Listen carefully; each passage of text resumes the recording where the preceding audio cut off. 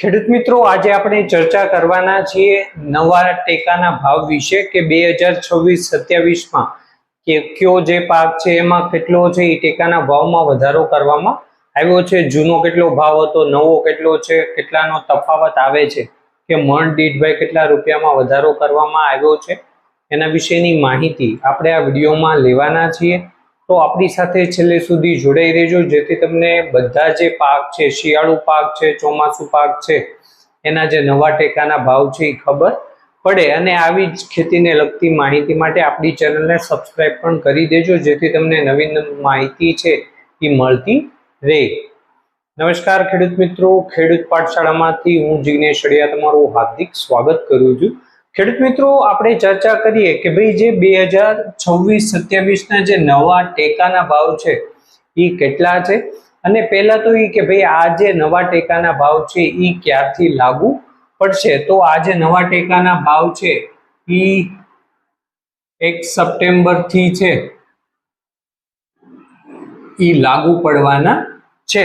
હવે વાત કરીએ પાક દીઠ કે ભાઈ કયા કયા પાક આમાં સમાવેશ કરવામાં આવ્યો છે અને કયા પાકમાં છે કેટલો વધારો કરવામાં આવ્યો છે।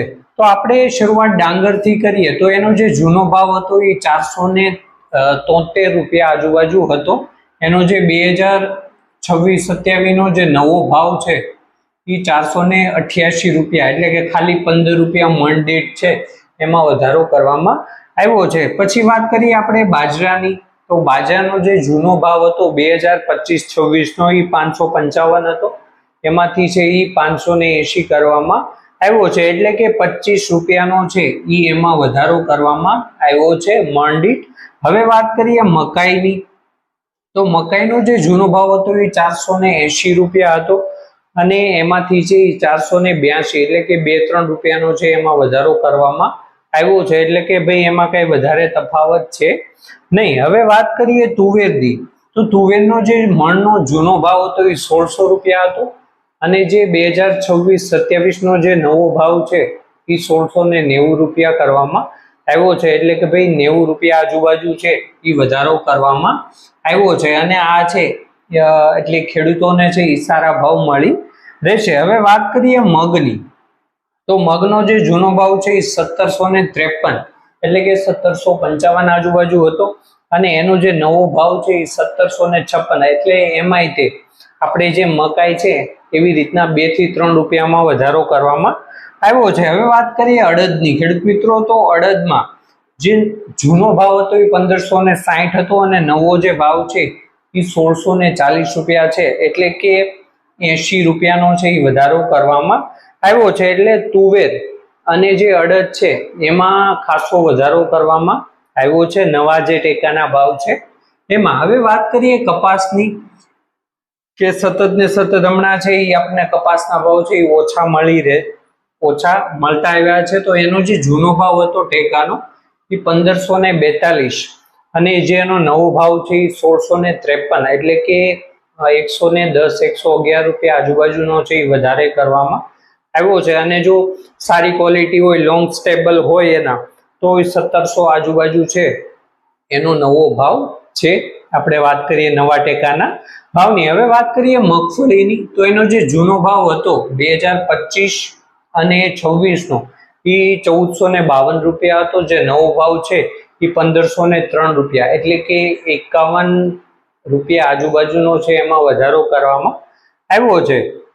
હવે વાત કરીએ સોયાબીનની, સોયાબીનનો છે એ વર્ષે વર્ષે છે હવે સોયાબીનનું વાવેતર વધતું જાય છે, તો એનો જે જૂનો ભાવ હતો એ 1065 રૂપિયા, અને જે નવો ભાવ છે એ 1141, એટલે કે એમાં જે 76 રૂપિયા આજુબાજુનો છે એ વધારો કરવામાં આવ્યો છે। હવે વાત કરીએ ખાસ તલની, તો તલ છે એમાં 1670 રૂપિયા આજુબાજુ એનો ભાવ હતો, એનાથી વધારીને 2070 આજુબાજુ છે એનો નવો ભાવ કરવામાં આવ્યો છે, એટલે કે 100 રૂપિયા આજુબાજુ છે એમાં વધારો કરવામાં આવ્યો છે। હવે વાત કરીએ ખેડૂત મિત્રો ઘઉંની, તો એનો જે જૂનો ભાવ હતો એ 485 રૂપિયા હતો, એનો જે નવો ભાવ છે એ 517 રૂપિયા આજુબાજુ છે, એટલે કે 32-33 રૂપિયાનો છે એમાં પણ વધારો કરવામાં આવ્યો છે। હવે વાત કરીએ ચણાની, તો ચણાનો જે જૂનો ભાવ હતો એ 1130 રૂપિયા હતો, એમાંથી 1175 કરવામાં આવ્યો છે, એટલે કે 45 રૂપિયા છે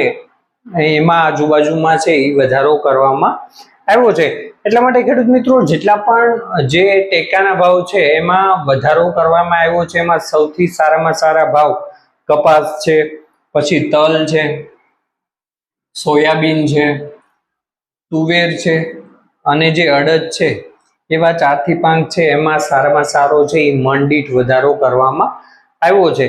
તો આ જે નવી એમએસપી જે સપોર્ટ પ્રાઇસ છે એ 2026 અને 27 માટે, એટલે કે જે નવો ટેકાનો ભાવ છે એ આ પ્રમાણે છે। અત્યારે ખેડૂત મિત્રો જે ગવર્મેન્ટ છે એ ખેડૂતોને સપોર્ટ કરી રહી છે। આપણે જે બિયારણની કીટ છે એની પણ સ્કીમ ચાલુ છે, તો જે આઈ ખેડૂત પોર્ટલ ઉપર છે, જે ખેડૂત મિત્રોને બાકી હોય એને આપણે ભરી દેવી। અને એક અગત્યની વાત એ પણ કે ભાઈ અત્યારે ખાતર જ્યારે તમે લેવા જાઓ છો ત્યારે પણ એમાં ખાસ ધ્યાન રાખવું, કેમ કે અત્યારે ડીએપી અમુક જગ્યાએ મળતું નથી અને સતત અમુક જગ્યાએ છે કાળાબજારી પણ ચાલી રહી છે। તો જ્યારે પણ તમે પાયાના ખાતરો જ્યારે ખરીદી કરવા જાઓ ત્યારે એ પણ ખાસ છે એ આપણે ધ્યાન રાખવું। અને બીજી વસ્તુ છે કે ધીરે ધીરે જે આપણે બધું તો 100% ન કરી શકીએ, પણ ડીએપી 2 થેલી નાખતા હોય તો એની જગ્યાએ 1 થેલી ડીએપી અને 1 થેલી આપણે જે ગમે એવું ઓર્ગેનિક ખાતર આવે કે ભાઈ જે એના બદલામાં